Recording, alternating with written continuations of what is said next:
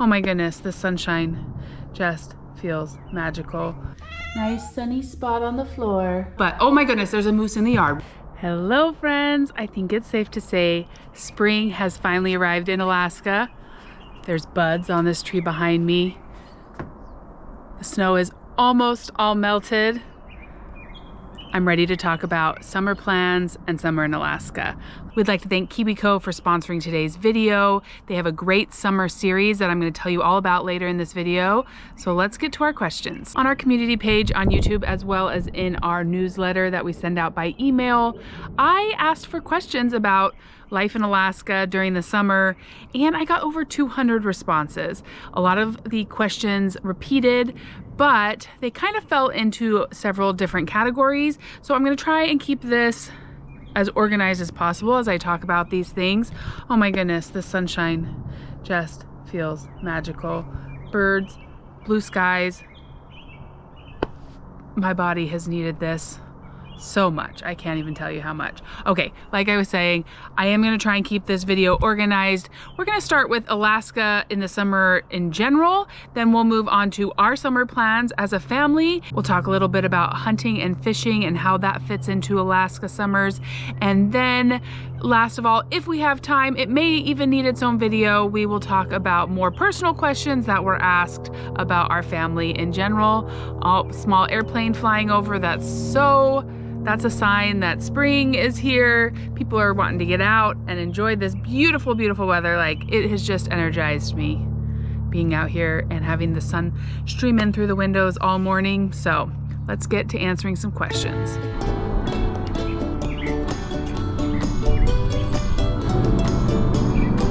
A question that I got asked several times was, what is the temperature in Alaska during the summertime? Well, Alaska is huge, so that varies. But in the interior of Alaska, it typically is around 70 degrees up into the 90s. It can get into the hundreds up in Fairbanks and in the interior during the summer.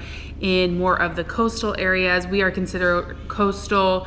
It tends to be more in the 60-degree range, but sometimes we will get up to the 80s. It can be really cool. It can change weather multiple times in a day.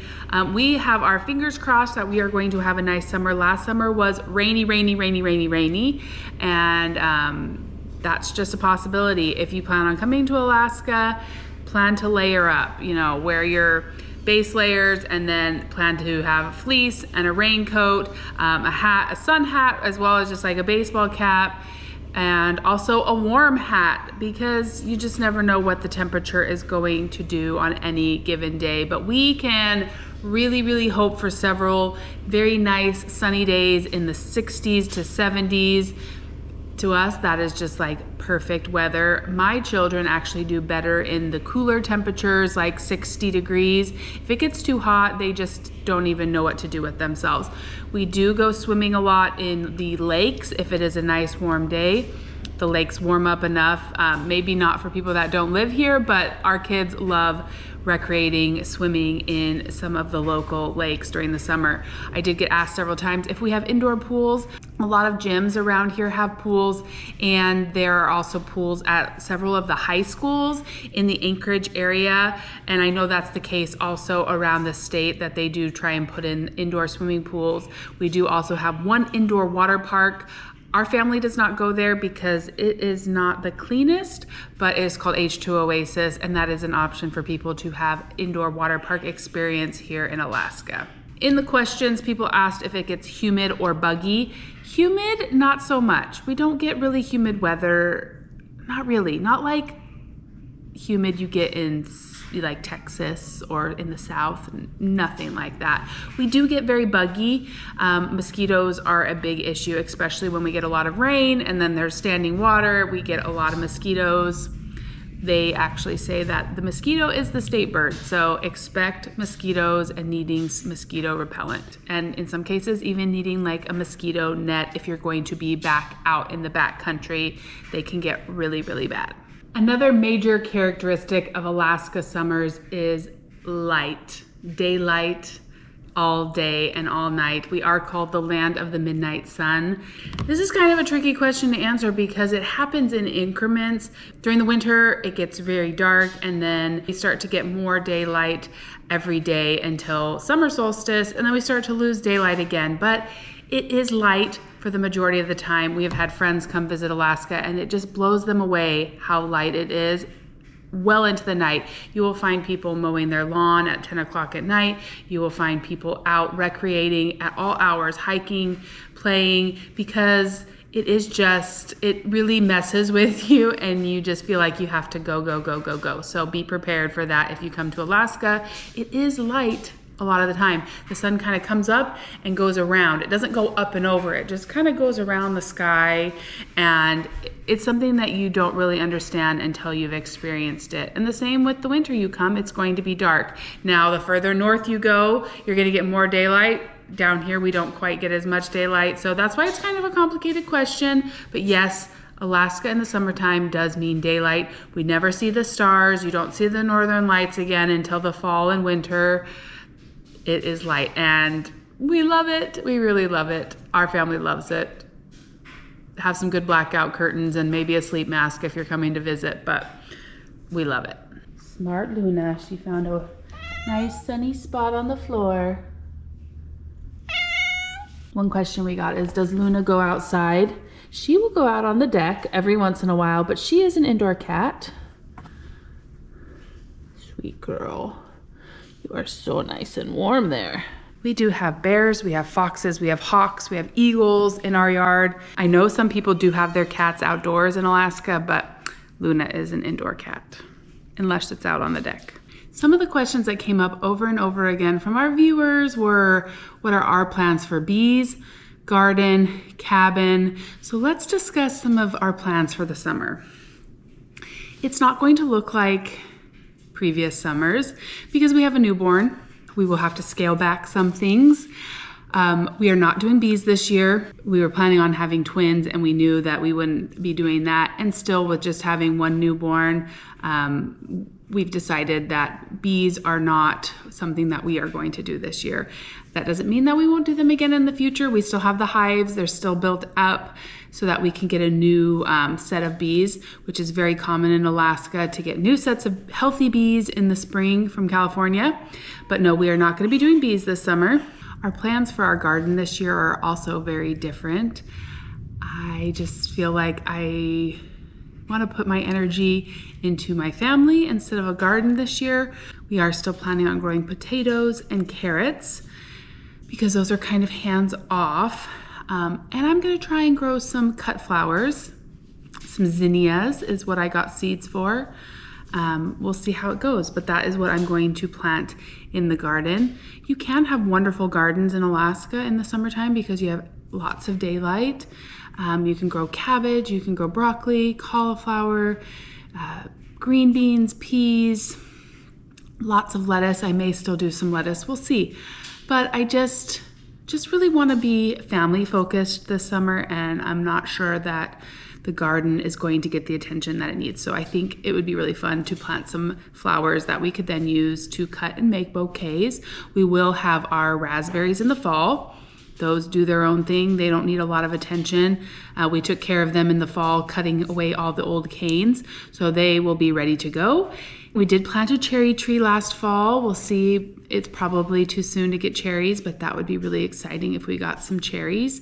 But we are also scaling back on the garden this year. It's just where we are at.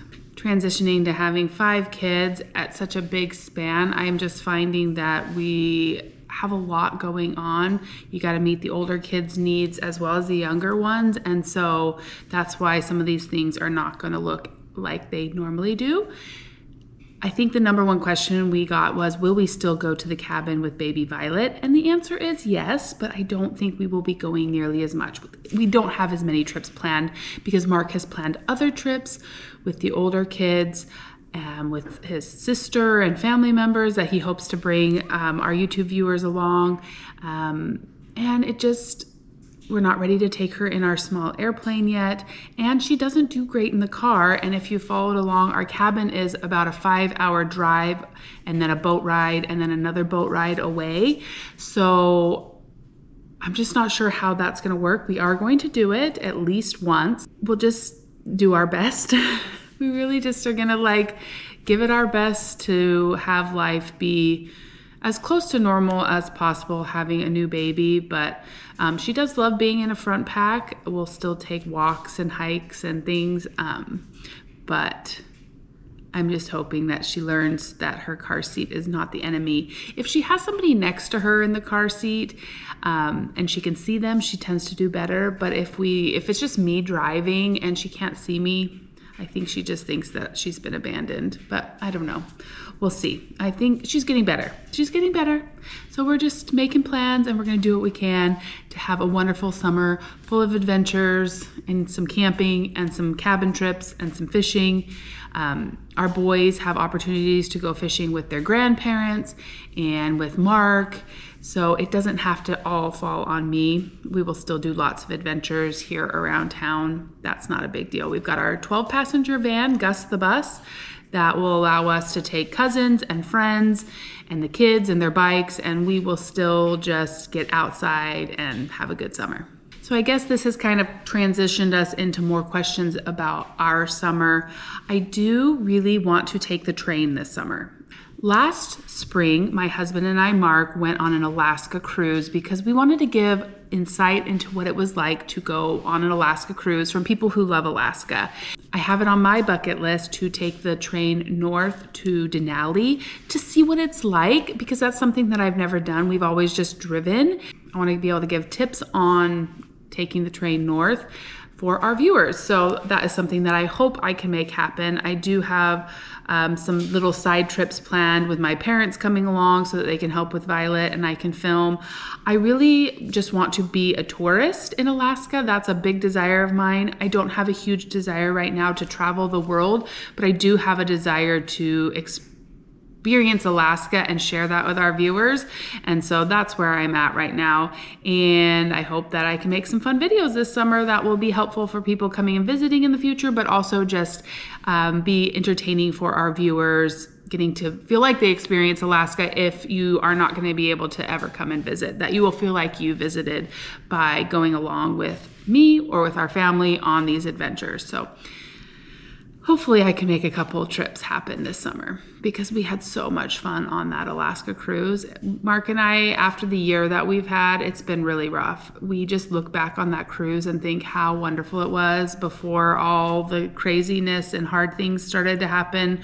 We're really grateful we had that experience to kind of go back to in our minds because it really was wonderful.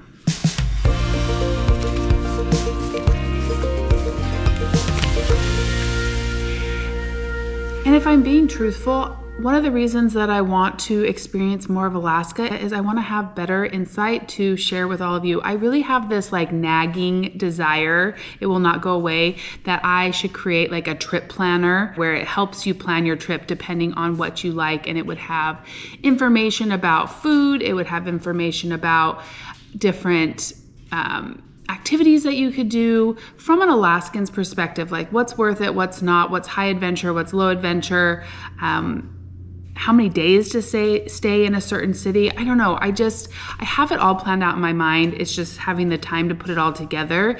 And there's some places that I want to experience more myself so that I have better suggestions. So tell me down in the comments, is that something that if you were coming to Alaska, you would be interested in, having an Alaskan help you plan your trip by having a trip guide? I can't make itineraries for people. I can't consult and give them yes, you should do this, no, you shouldn't do this, but I could give a good outline and be really helpful, I think, in planning the outline of a trip.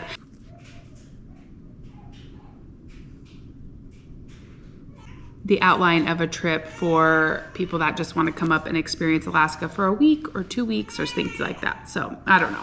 Tell me Am I crazy to think that? I just think that Mark and I could have some good insights to help people. The feedback we've gotten from doing those cruise videos is what's kind of given me that idea that people would like help knowing what to do, because Alaska is huge and it's hard to just know what options there are, and I think we could be helpful in that.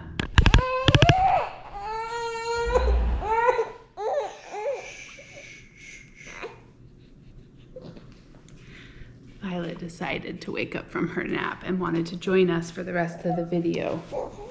She's not quite sure she really wants to be awake yet, so just give me a second to get her settled and then we'll finish our questions. Well, Miss Violet is not going to let me finish the video right now. She needs my attention, but I will be back and we'll finish answering the questions. You ready for a bottle, sweetheart? Yeah, okay. I'll be back. Okay, friends, it's a new day and I'm back to finish answering questions. One question I got a lot is, what do my kids like to do for fun? We are an adventurous family, so if you ask the older boys, they would say fishing, mountain biking, exploring outside. They love going to the skate park. Hello, Miss Luna. They love going to the skate park and riding their scooters. We love going to parks, having campfires, cooking over campfires. They really just like to be outside as much as possible during the summer. As a family in general, we limit screen time. We don't want our kids to become zombies in front of devices. Now, they do get a little bit of screen time here and there, but we're always opting for options that do not include screens. And that's why I'm so excited to tell you about the KiwiCo Summer Series, which is a perfect screen-free option to help keep your kids entertained during the summer. The KiwiCo Adventure Series is a little bit different than the normal KiwiCo subscription. This is focused on summertime fun. So you get 6 boxes for the summertime. You can choose to have them all shipped at once or get them shipped out 1 week at a time. It's just a great thing to have on hand for when you do have some downtime. Instead of turning to the television or computers or video games, you can pull out a KiwiCo box and your kid can have a great screen-free activity on hand. They had lots of different themes from ages 4 to 12 plus. It was really hard to choose one because they all looked so fun. I loved scrolling through on their website and seeing all the different options, art options, science, engineering, creativity, entrepreneurship. Here we have the When I Grow Up kit. This is for 5 and older. So Everett is going to get to explore all these different professions that he might want to do when he gets older. And I think he's going to have a blast. We have used KiwiCo since 2020 when our kids came home during the pandemic, and they have always looked forward to getting their KiwiCo boxes in the mail. Kids just love getting mail in general, and then when it's something that's going to provide hours of fun for them, like, you can't go wrong. Another thing I love about KiwiCo projects is they come with everything you need right there in the box. They're listed on the back.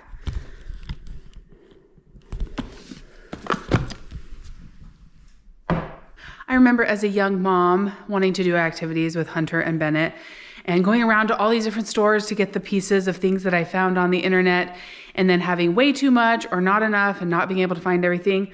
I just love the simplicity that everything comes in your kit and you're ready to go.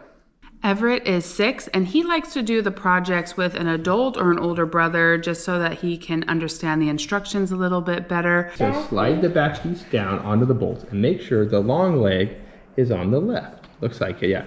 Then twist a nut onto each bolt. So let's find, here's one of the, this is what a nut looks like here. Yeah. 2 of these. So slide These are called nuts. Our older boys are 9, 12, and 14 and can do the projects completely on their own, but they usually do them at the kitchen table and are so excited to show off what they've made and then let everybody try out the thing that they've made. In the past, when I have resorted to screen time with my kids, I find that they're really hard to get motivated to do anything else after they've been on their screens.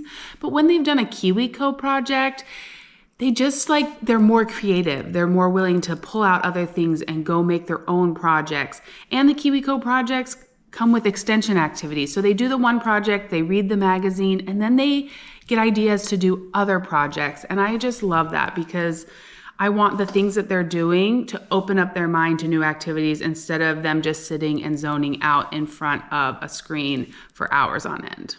So if you think the KiwiCo summer series would be great for your child or to have on hand for your grandchildren, I have a link down in the description below, and it will get you $20 off their summer series. So make sure you go check it out today so that it can be in the mail ready for your summertime fun. Thank you so much, KiwiCo, for being part of This Alaska Life and being part of our summer fun.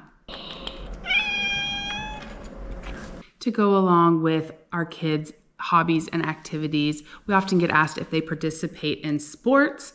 We do not do any organized summer sports over the summer, like competitive summer sports. Our kids do join a mountain biking club, which is like twice a week. They go out in skilled groups to learn mountain biking skills, and the 3 older boys absolutely love it. Everett might even be old enough to start trying it this summer if he feels confident on his bike. We will see where he is as summer gets started. So we do not do like competitive soccer or baseball or anything like that, but those are options here in Alaska. We just have such a jam-packed summer that we prefer to be a little bit more lax. Our kids do sports through their school. They do cross-country running, cross-country skiing, Hunter tried out wrestling. We do Junior Native Youth Olympics in elementary school. So there are options for our kids to do more competitive sports within school, but we do not put them in anything extracurricular. Between church activities and then their school activities, we find that our schedule is plenty filled because we like to have meals together. We try not to overbook ourselves. We like to take our evening walks together as a family. So that is what has worked for us. None of our kids have gotten like really into any competitive sports like hockey. That would just be too much. With having 5 kids, for us personally, that would just be too much. So they do school sports and then lots of family activities. Another question we got several times was, do we have any theme parks here in Alaska? We do not have any parks that have like big rides or anything. We do have the fair in the fall where they bring in rides and things like that, which we like to go to. We do have that indoor water park, which we as a family don't really enjoy, but really Alaska is our playground and we just go and enjoy. We have the Alaska Zoo, we have the Wildlife Conservation Center, we have paddle boards that we take out on lakes. There's a muskox farm, there is a reindeer farm. So there are plenty of options of things to go and have some fun, but no big theme parks. Okay, I just heard Violet. I'm gonna go grab her and then we will finish up with some more personal questions about Violet and the family to end out this video. Lots and lots of questions about how Violet is doing. She is now over 4 months old. She is doing amazing. Over 9 pounds, which she went down to about 3 pounds. So she has tripled her birth weight. She's still tiny. When people say, how old is she? And I say 4 months. She really is still tiny. Most of my boys were 8 to 10 pounds when they were born. So for her to be this small when she's 4 months really does feel like this newborn phase is lasting a very long time.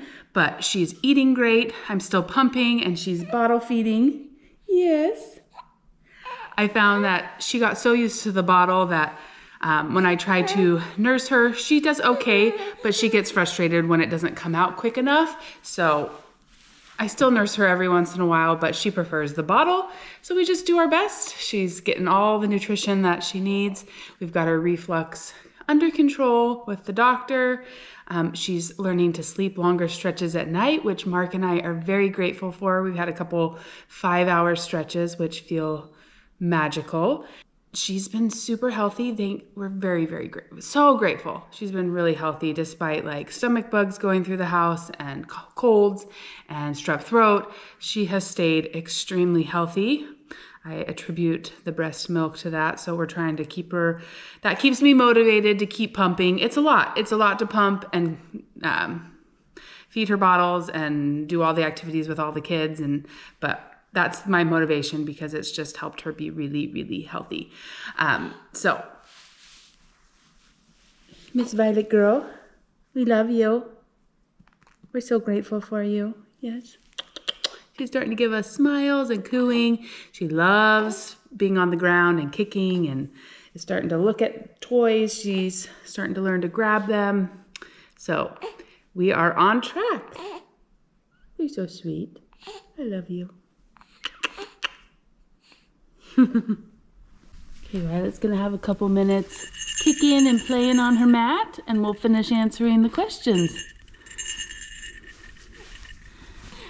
You have to do mat time before she eats or she just barfs it all up. So we've got our schedule and we gotta stick to it. One more question that I got several times was, do we plan on having any more kids? Well, that is between Mark and I if we want to have more children.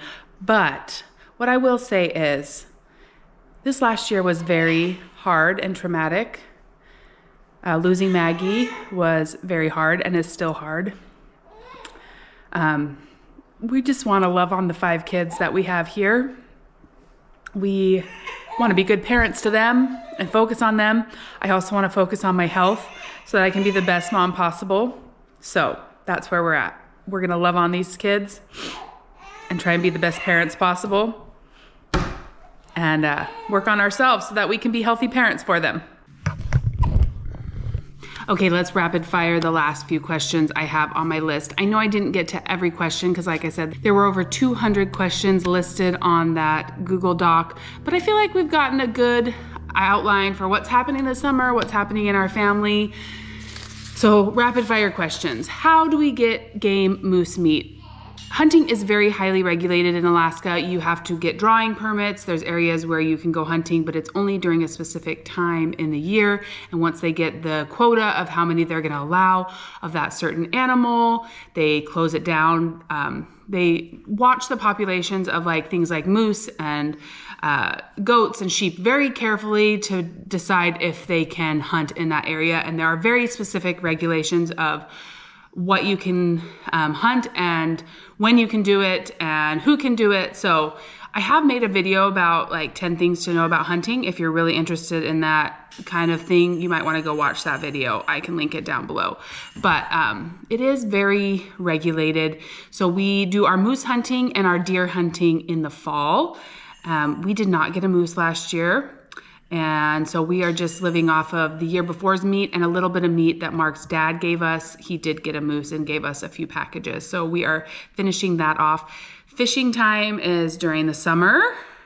Mostly, we do a little bit of ice fishing, but that's more for just entertainment and eating right away. We don't package it and keep it. We just use it right away or put those fish back. But summertime fishing is for filling the freezer. Mark's parents let us use their boat when we are at the cabin, so we get cod and halibut and rockfish, and then we try and catch enough salmon to last us the year by rod and reel fishing. We have been asked several times if we are on the Roadkill Moose program here in Alaska, and we actually are. This is a program that is set up for when things like moose get hit by cars, that people have signed up on a list to come and salvage the meat. Now, sometimes you can't salvage all of it because they've, how they've been hit. And it is a little bit gruesome thinking oh, I'm gonna be eating roadkill, but oh my goodness, there's a moose in the yard. We can talk about moose right now. There's 2. It's a mama and a baby. Last year's baby. Let's see if you can see them. That's so funny. I'm talking about moose. Okay, so there's one right there. And there's one up above they're so camouflaged. I don't know. Maybe you can see this one out here in the open. The other one is walking behind our sheds. The baby is just about as big as her mom now. I don't know if it's a boy or a girl. We'll see when they start getting antlers. How ironic that I'm talking about moose and then I look up and they're in our yard. Oh, there she is. There's the mama.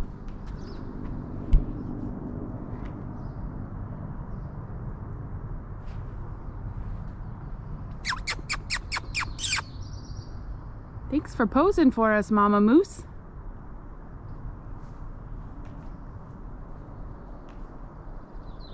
So Mark applied for us to moose hunt this year and we didn't get any actual official permits. There are areas that are just open hunts. So he's gonna give it a good effort again this fall. He went several times, but we had a crazy year. It was probably okay that we didn't get a moose. It would have just been a little bit stressful processing all the meat. But we are on the Roadkill Moose program, so if our name comes up when a moose has been hit on the highway, which is so unfortunate, but it does happen. It's extremely scary. I was in a car one time that hit a moose. They're huge, and it was so terrifying.